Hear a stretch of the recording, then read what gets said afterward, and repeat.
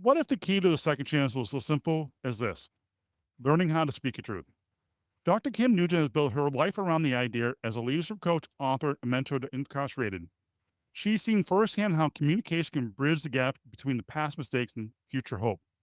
Her book, From Prison to Possibility, isn't just a guide, it's a voice, a hand reach out and path forward. This episode, we're going to dive in deep why words matter, especially the words in the world expects you to stay silent. Welcome to the podcast, Dr. Kim Nugent. Thank you so much. I really appreciate it. Looking forward to our conversation.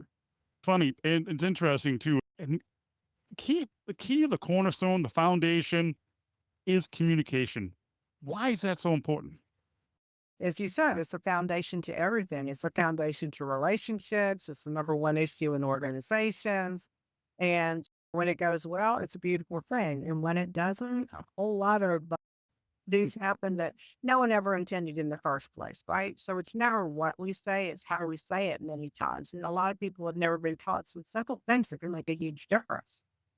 It's even interesting too. And while you also talk about your book and stuff like that, all the stuff you do, you also you do have a program inside the jail, inside the prisons. What is that about? Let's start with communication, which is the program is a 65-month program, but it's around mentorship. I actually train inmates to become mentors to small groups of about 4 men or women, and they go through on a weekly basis. They meet and they talk about things like attitude or behavior or communication or decision making, gratitude, integrity. I think go on. So it's an A to Z curriculum. And the interesting thing is that the mentors and mentees learn from one another. Everyone has different experiences. Everyone has different situations, backgrounds, age, gender, whatever it happens to be. The one thing that does unite people is the communication.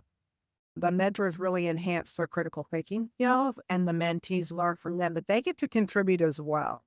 So no one has power over the other. It's really a mutual relationship built on respect. First and foremost, or one of the big key things I think for mentorship is the ability to listen and ask questions.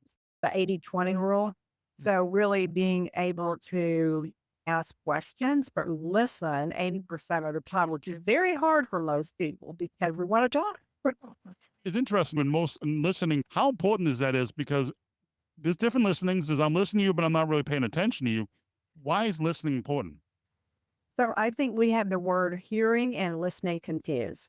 Mhm. So hearing is we're going through the motions of, but listening is being fully present. So if you think you can multitask and listen to someone, I would check in with your party and find out maybe not so much.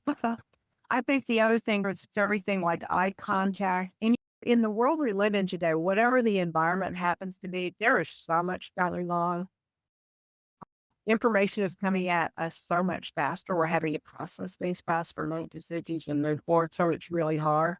You might have a computer, a cell phone. You might have children on the side saying, "Hey, but Debbie, can I?" And so you're trying to be able to be present at the same time. You're also trying to take care of other things. And really, one of the things that I found is that if we can be present and totally focused on the person, life becomes very rich.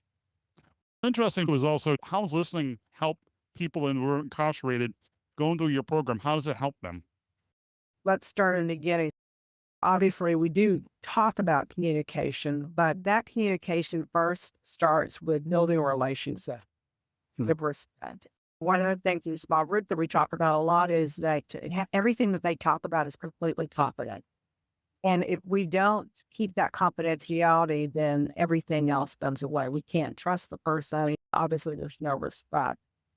But what happens that I think is distinct that the audience might not realize is that the way that we speak with each other is just a little bit different than what happens in prison. So there is like jargon, I'll say prison jargon, that doesn't translate in the what they would say is the free world. And so really shifting the things that you've been saying for years to one another inside the facility is a give or tell, if you will, when you're out. So we've got to transform that communication specifically so that they can regain what they had before they ever went into prison in the first place.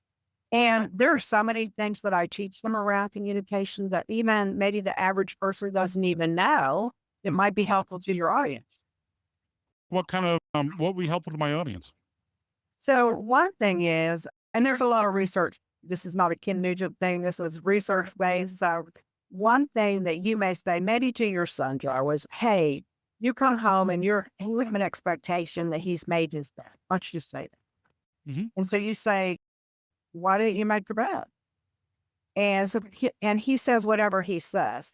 And you're wondering why this conversation continues to happen. Why is this so frustrating? Or when it take out the trash, whatever chore you've assigned this person, and then you come back to see that it's not done. That can be really frustrating for parents.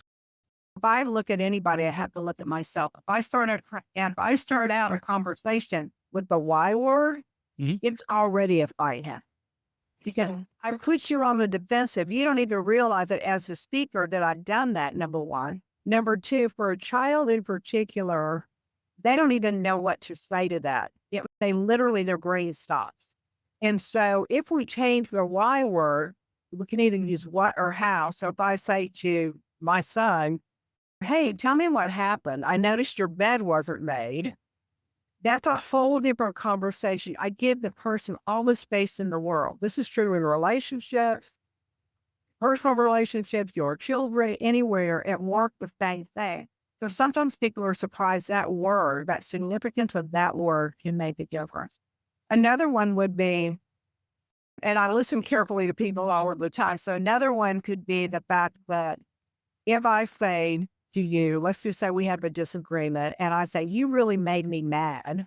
Um, Again, I'm putting you on the defensive. I'm already upset. But if I say, "Yesterday when we had that conversation, I felt really badly. My feelings were hurt." And you can't argue with my feelings. You may not like what I said, but it won't have the same impact.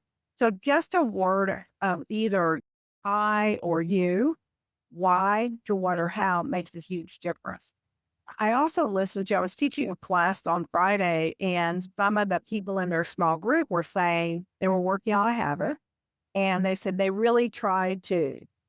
And I said, "May I give you some feedback or a little coaching around the word that you just spelled?" And they said, "Yes." And I said, "What do you think when you say out loud, 'I try to,' what do you think the impact of that is?" And they said, "Well, we gave ourselves an out." Really? So I said, "Think about a time when you really committed to something, getting a degree, getting a certification, deciding to run a 10 head, whatever that is, you made that commitment and you made it happen. So now let's take a step back and figure out, what am I really trying to achieve? Am I committed to this or am I just trying?" Well, that's just another example of some of the things that we talk about. It's interesting you just mentioned too, and I think it's interesting is the fact that try how you just said that a minute ago gives you an out. Is it playing tricks in your brain? I think it makes us feel better. For example, I'm going to try to work out 3 days a week. Here we get to the end of the week, I'm like, not so much. But when I commit to something, I put it on my calendar, I'm more likely to get there. But if I make a commitment, and sometimes really great about commitments to other people, mm, sometimes yours, maybe I don't. What would be some words to change that? How would you change that? So I tried. What would be the word to use?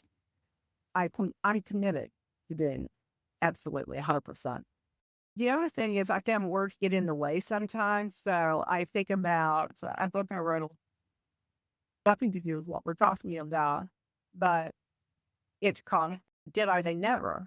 So when I think, and I chose that carefully because when you leave, think about the times in your life when you said, "I am never going to do this." Mhm. Sometimes it turns out very differently than you said. So you think 3 words, all of these people, like those words don't make sense to me. So that's either a label or a stereotype, or it's putting us in a box when you're not giving us the freedom to do some of the things we really want to do.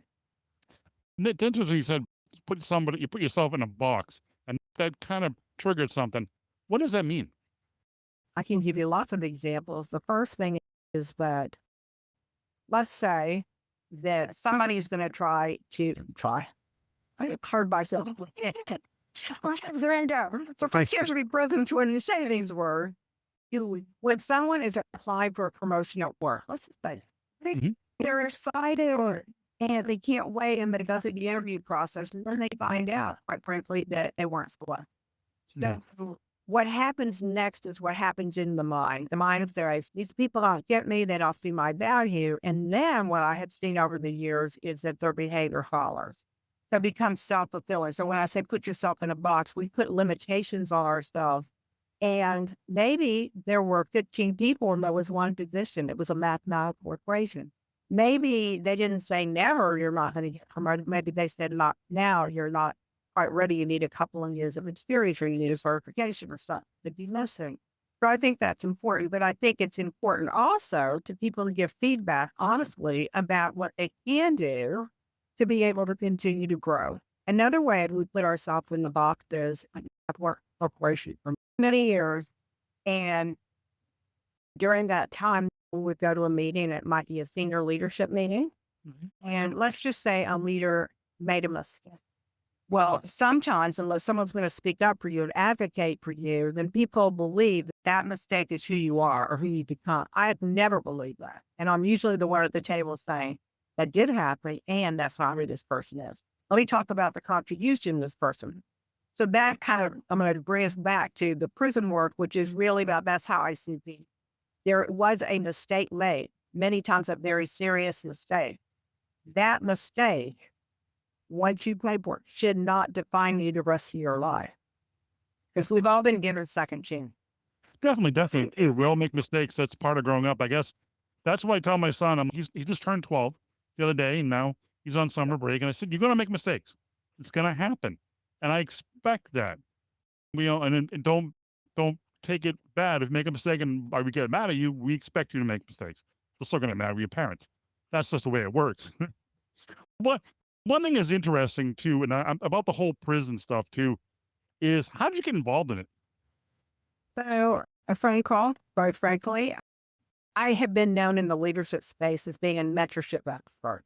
Mhm. So I received a phone call from someone who had been doing some volunteer work in prisons, meditation work, and he said, "Hey, Kim, have you ever seen any book on your mentorship has been now in prison?"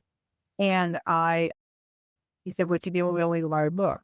I said, "Absolutely." So I did not write a book immediately. I did about 5 years worth of research. And from there was given an opportunity by someone who works inside a prison company and gave me an opportunity to be able to take that book and make it for real, a curriculum so that I could be able to work with people directly. And it's the most rewarding work I've ever done in my career. And I've done some amazing How is your book structured? there's a kind of some warm up activities, with you will, for us to, I always like to build on strengths. So we really talk about people's strengths and things like that. And then there is, as you would imagine, these guys don't know each other, even though they're in small groups, even though they've been together for probably years, but they really don't know each other. So really beginning to know you. So in a work setting, just or any place you would meet somebody new, use a set of questions for them to be able to guide them. And then really talking about the expectations of the program. One thing that I say at the end of my training before the guys have their small groups and we start to engage in those is that at the end of the training, if you want to be a mentor, you can say yes. Do you want to say no? You can say no, no problem. I just can't afford to have you be a maybe because those other guys are depending on you. So when you say yes, you are fully in for the program and they've all done a beautiful job. But then after that, weekly is A to Z. So first we start on attitude, D is behavior, C is communication, E is decision making, E is by one, E is emotional intelligence. And they meet weekly. They have a reading article about a page and a half that I've written, a set of questions for the mentee to prepare before they come to their weekly meeting, and then a set of questions for the mentor. The reason that's really important to me is I'm sure that many companies or in universities Mhm. have mentorship programs. And it is a fantastic idea. Everybody's excited. I was a part of my own college's mentorship program, and it sounds great, but where they fall apart is we put a lot of time and money into sort of that meet and greet, if you will, was doing those assignments, and then the mentor and mentee meet for once or twice, maybe 3 times, and then everything falls apart. There's no structure. And watching all of this, I wanted to say, number one, I want a structure. Number two, peer mentorship is the most effective. It actually reduces recidivism up to or more than 40%. Oh, wow. And it's because of shared experience. Me being a mentor in the prison will make no difference. They being the mentor, being trained how to do, makes a huge difference. It's interesting. You said shared experiences, and that's really big too. Absolutely. I haven't been to prison, but one thing I say on page one of my book is, by the grace of God, I have not gone to prison. Wrong place, wrong time, wrong vehicle, wrong whatever. When you think about, for any of us teenagers, our Mhm. 20s, we probably didn't make the best decision along the way.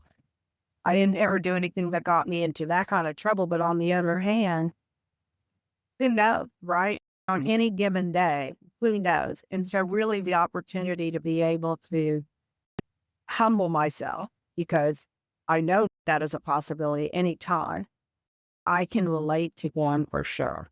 The other thing is that what people can't appreciate, I don't think so much, unless you know somebody and it's a family member, but 50% of American families have someone in prison currently or someone who has been in prison, which base numbers are surprising, or they at least had a friend that they know of someone. And when I take a look and we spend 3+ days together, one of the things is I learn a lot about them. They're very talented. They're amazing leaders. And hopefully, not hopefully, what'll happen is this curriculum will turn those leadership skills into something positive, a positive direction. And I say this all the time, that when they know better, they do better. And they prove it time and time again. And the thing I'm most proud of, that truthfully I wasn't looking for in the beginning, is I was really looking for how many men complete the program and what. But what we have been tracking from the very beginning, and I'm in Texas, Florida, and Mississippi, what we've been tracking since the beginning was the number of rule violations. I don't know if that really translates to your audience, but what that means is that getting in trouble. The men who participate, mentors as well as mentees, since we started the program, we've had 0 rule violations. The reason that's important is it's better for the staff, safer, and it's better for the inmates. One thing that was interesting you mentioned too, and I wrote this down because I want to make sure I come back to it, is emotional intelligence. How important is that play the role in what you do and how you help these men and women? I think that I'm thinking about your audience. I'll start here. So basically, whether we're listening to Travis Bradbury's book on emotional intelligence 2.0, and certainly there's been a lot of other authors, and he is not the one that coined it, but there are 4 domains. So there is self-awareness, self-management, social awareness, and relationship management. And all of us probably have a superpower in one of those domains. We have the other area of opportunity in one of those domains. I will tell you that the men that I work with in prison are very much their superpower is social awareness. They have, right? You know, on the other hand, where I find, and they're pretty self-aware. If they're not, by the time they get through my program, they will be, because we have a lot of activities where coaching activity for that, because he feedback for people about their attitude, about their behavior, about a lot of things. So it really does give them the feedback they need in case they have a blind spot, and we all do. But I think the place they struggle with the most, quite frankly, is self-management. And self-management is really when you get triggered, and then we all have that, right? And so you get triggered, and then what happens next? So do we say, well, without thinking, or do we do something? So one of the things that I teach anybody, regardless of where I'm teaching, is that one thing that can be really helpful is your body is your best indicator of where you are when it comes to trigger. Your heart might start racing. Your palms might get a little sweaty, or maybe your neck gets red, or whatever it happens to be. You can literally feel your body, something's going on with you. If we're paying attention to us a person. The second thing is, by the time all of that sensation, it moves through our body up to the top of our head, you have about 60 seconds. And if you know that, you have enough time to breathe. And if you take a deep breath, you have time to think. And then You can think about, what am I going to say next in this situation? Do I want to escalate it or do I want to de-escalate? And that takes a lot of practice. The definitely too is because I remember a story a long time ago. I had a really important conversation with somebody that was highly emotional conversation, and what I did was funny. Maybe it taints this or maybe it does not, but I think it does. Is I had a nice coffee next to me. Every time I was going to say something, I was going to get emotionally charged. I take a sip, and then it gives me a pause, and then I said something.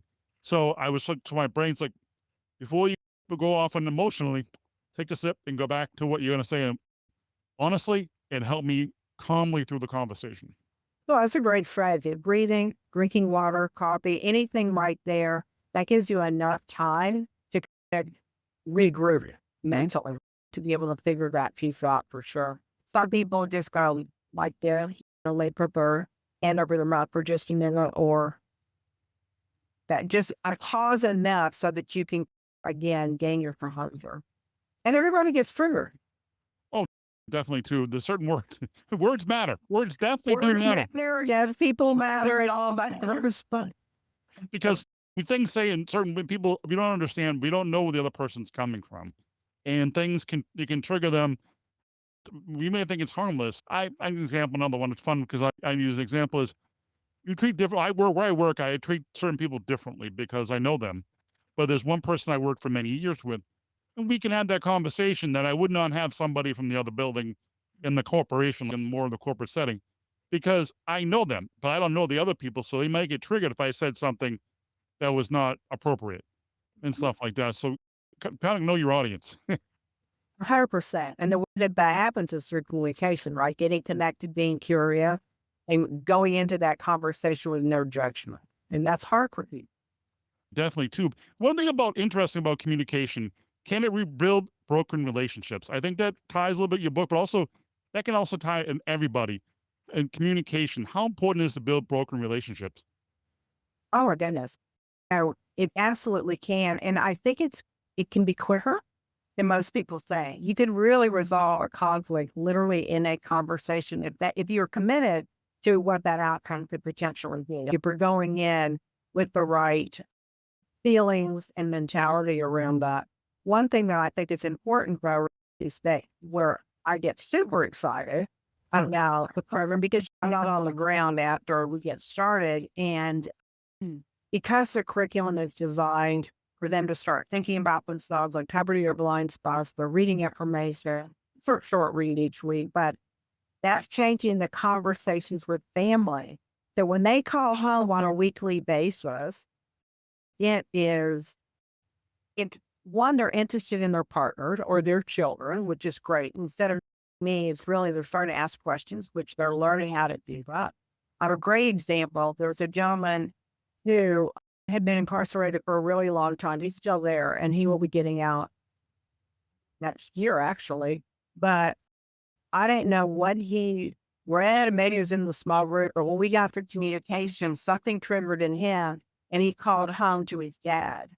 And he hadn't spoken to his dad in 15 years. And his dad took the call and it went well. And they decided they were going to renew a relationship. And that was based over a phone call, not getting communication for 15 years. But can it change things? Absolutely.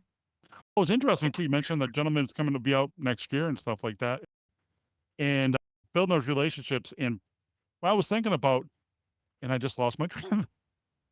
Sorry, 1 second.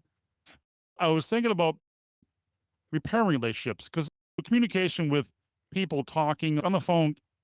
I'm a divorced dad. I'm a single dad. So every night I get to talk to my son and trying to, and obviously a 12-year-old, how's your day? Good. What happened? Anything good happened? No, nothing bad happened. That's great. Nothing bad happened. But what the rest of your day? Sometimes I got to rephrase it. And sometimes when you're in conversation, especially a person who's been incarcerated for quite a bit of time, how would you have a conversation with somebody to build those relationships? Are we talking someone inside a prison or someone outside a prison? I would say we can start off with somebody who was in prison. Actually, I have an example where I saw firsthand. I don't know, right? When the men come in, I don't know what's going to happen. And usually by the end of the training, I will talk to, I mean, person, sorry. So what was the impact of you personally of going through the training itself? Not interested in the next part or anything else. I really want to know, what did they learn? And this is a kind of a different way of getting to communication. But one guy said, really what I learned through this, just spending 3 days, was just really forgiveness.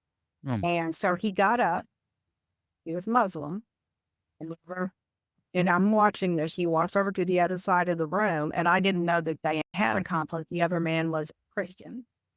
And he said, all he said, he spoke very softly. He said, "I'm really sorry. Will you forgive me?" And the guy said, "Yes." And they hugged, which that never happens. And it was been amazing. And their relationship was restored. So I think that's it. But I'll talk to you about myself. We all have examples in our lives that we're not proud of. Maybe I shouldn't share this on a podcast, but there was a situation I was totally unaware of at work that I had, who knows what I said, but in some way I had really alienated this person. I had been gone for a few years from this particular job, and I was coming back to the same company. The person was still there. And his boss came to me and said, "Hey, Ken, yeah, this person really, he probably used stronger language in this, but he's not exciting, you're right." And I said, "Okay." And I said, "Do you think you'd be willing to have a conversation with me?" And he said, "Yeah." So he came into my office and we had a conversation for an hour. And what I remember specifically was I said, "I am so sorry that you've been carrying this around for years. I had no idea. And I would not want you to go one night thinking this way, much less years. And I would like you to forgive me." And I meant it 100% sincerely. I couldn't even imagine such a thing. And he totally got the communication and he said yes. And he left my office. And then he went back, I guess, to have a conversation with his boss. His boss called back and he goes, "What did you say to him?" Because he was totally transformed. He wants to get involved. He wants to do all these things. And I was so excited, but I would never want to lead someone like that. But I didn't know. And thank goodness someone spoke up. And I was willing to humble myself to have that conversation authentically and apologize. And an apology can go a long way if you mean it. Definitely do. One thing I was curious about, what is a long-term impact for somebody learning and express themselves clearly?